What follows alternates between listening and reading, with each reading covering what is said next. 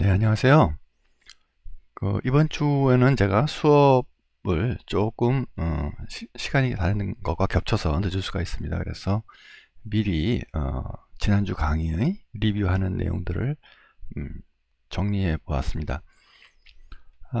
먼저 지난번 여러분들의 그 이해도를 측정하기 위해서 11주차, 지난번 12주차죠. 12주차의 내용을 여러분들이 강의 피드백 얼마나 잘 이해하셨는지 한번 확인해 보도록 하겠습니다. 12주차의 내용에 대해서 여러분들이 지금 73.95 정도의 이해를 했다라고 말씀을 드렸고요. 그 전주는 75.48 정도가 평균이 됩니다.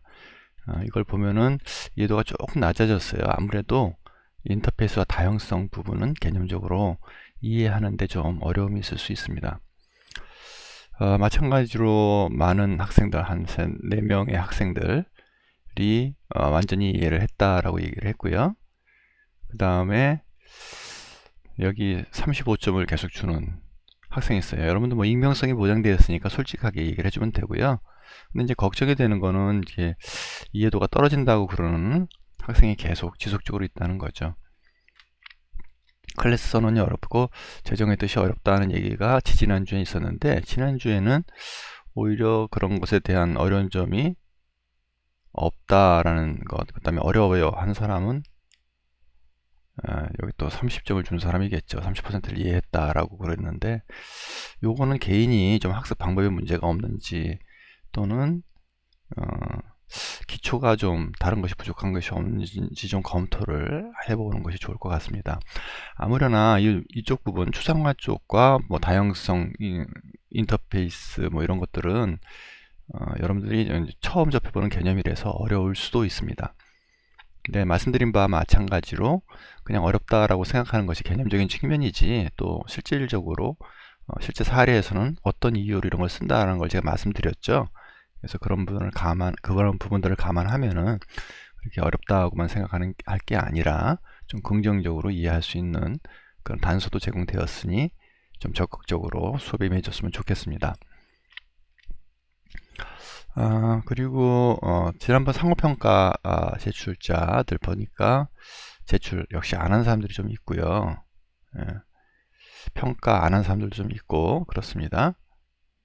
그래서 여러분들이 꼭 잊지 말고 제출해 주시고요. 제출자 중에 한 명을 이렇게 마인드맵 내용을 봤어요. 근데 마인드맵 내용을 봤는데 아직도 정리가 이 마인드맵 보시면 특징이, 예, 노드가 많죠. 처음에 이런 경우는 이제 지식이 체계화되지 않거나 고리가 연결되지 않은 경우거든요. 예, 예를 들자면 클래스를 생성자, 입출력, 형선언, 메소드 이렇게 다 이렇게 한꺼번에 나왔잖아요. 네, 이건 지식이 좀 체계화되지 않은 거죠.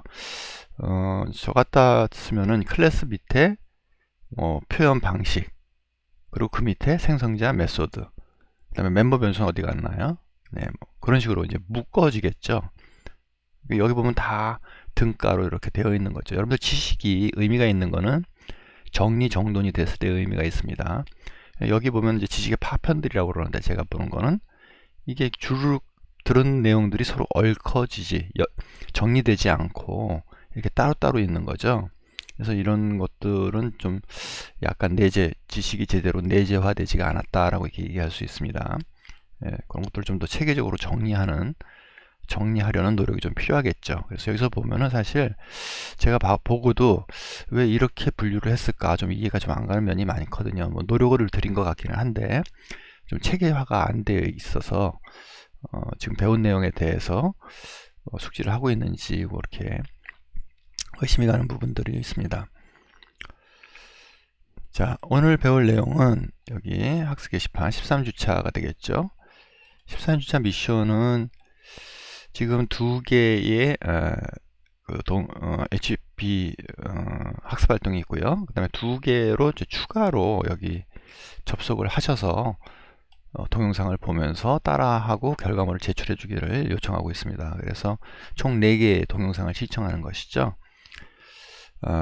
그리고 이제 어떤 과제를 해야 되는지 주어져 있고요. 제가 수업 중간에 들어와서 연속해 나갈 테니 여러분들은 한시 수업대로 정규 수업 시간에 들어와서 수업을 진행해 주시면 되겠습니다.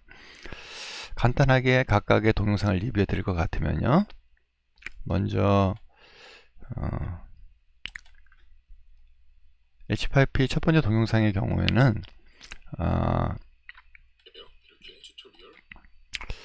여기서 이제 오브젝트라고 하는 개념에 대해서 설명을 했어요. 우리가 보통 모든 클래스를 만들면은 이 클래스는 내재적으로 오브젝트라고 그러는 클래스를 익스텐스를 기본적으로 하게 된다 하는 거. 그래서 이런 오브젝트라고 그러는 그 객체는, 그렇죠, 클래스는 이렇게 범용적으로 이렇게 사용되는 객체가 있다라는 거 한번 여기서 주지를 시켜줬고요. 그 다음에 두 번째 메소드는 여러분들이 이제 배운 내용, 폴리모피즘의 내용, 다형성에 대한 내용을 실제적으로 코딩을 할 때, 여기도 뭐 실제적으로 라고 얘기를 했지만은 사실 실제적이라는 것보다는 가상의 그런 코딩을 집어넣은 거죠. 그래서 우리가 어떠한 메인 클래스가 있고 그 클래스를 가지고 이렇게 하나 이제 상속받은 것들을 가지고 생성을 이렇게 할 수가 있는데, 그런 생성하는 것들이 부모 객체, 여기 히어로가 이제 부모 객체입니다. 부모 객체를 이렇게 선언돼서 그 안에 들어가서 쓸 수 있다. 다형성에서 그런 얘기를 했었죠. 예, 그렇게 들어가서 사용될 수 있어서 제가 언뜻 언급했지만, 그리고 부모 객체로 한 다음에는 이걸 갖다가 어떻습니까? 포문이라든지 다른 종류의 반복문을 통해서 그 내용을 갖다 이렇게 일괄적으로 모든 히어로에 대해서 이렇게 적용할 수가 있겠죠. 그렇죠? 그리고 점 역택하면은 모든 행렬로 선언되어 있는 객체들을 접근을 해가지고 이렇게 한 번에, 그렇죠, 반복문의 속성을 이용해서 진행하는 것이 가능하다 하는 얘기를 했습니다. 근데 이렇게 해서 들어가 있는 내용이 사실은 이 안에 있는 내용은 어떤 특정한 자식 객체죠.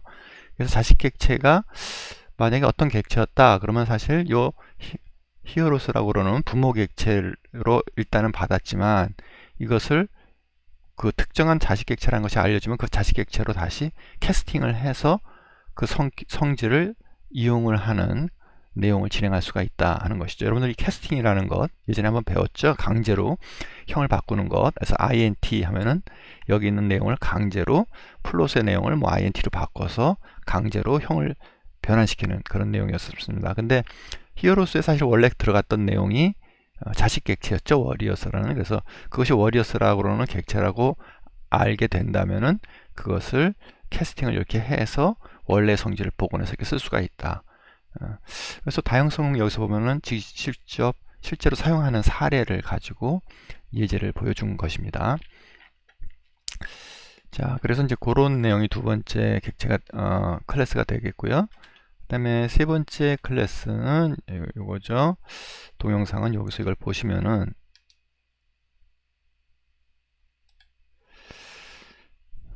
이게 영어로 좀 되어 있습니다. 제가 이따 들어와서 영어 부분은 제가 뭐 좀 설명을 하면서 진행을 시간이 되면 하도록 하겠는데요. 여기 뭐 그 캡션 기능을 사용해서 한글로도 해서 진행하는데 큰 무리가 없습니다.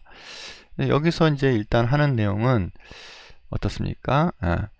GUI를 만드는데, 여기 보면은 이제 GUI는 이제 화면 설계를 해서 필요한 화면을 여러분들이 직접 인터페이스라고 그러죠.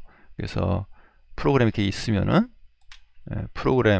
프로그램에 뭐 메뉴가 있고 그 메뉴에 뭘 넣고 뭐 그런 것들 있지 않습니까? 그런 컴포넌트를 집어넣어서 화면 구성을 만들어서 프로그램을 할 때 그 화면 구성을 직접 할 수 있는데, 이 J프레임이라고 그러는 자바가 제공하는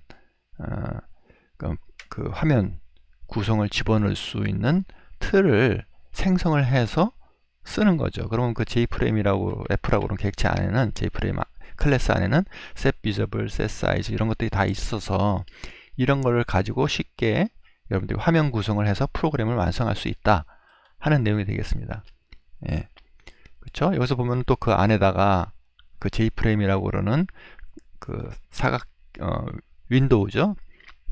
윈도우 박스 안에다가 패널을 넣고 버튼 같은 것들을 또 객체로 만들어서 이 객체를 이 J프레임 안에다 집어넣고 그러는 것들에 대해서 설명을 하고 있는데요. 여기서 재밌는 거는 여러분들이 이미 자바가 만들어 놓은 클래스 J프레임이라든지 J패널이라든지 J버튼 이런 것들을 객체로 만들어서 이것들을 조합을 해서 그냥 쓴다는 얘기죠. 그래서 여러분들이 프로그램을 할 때 객체 지향 프로그램의 내용이 지금까지 클래스를 배웠고 그걸 그리고 객체를 어떻게 왜 만들고 그런 내용들이 여기서 이게 GUI를 만들 때 이렇게 편하게 쓸 수 있구나 하는 내용들을 그래서 이렇게 굵은국적으로 여러분들이 버튼과 라벨과 그 다음에 J프레임 틀 안에 이런 내용들을 쉽게 만들어서 할 수 있다 하는 것이 세 번째 강의 내용이 되겠습니다. 네 번째 강의는 그럼 저렇게 GUI를 만들 때 우리가 그냥 화면을 보면서 쉽게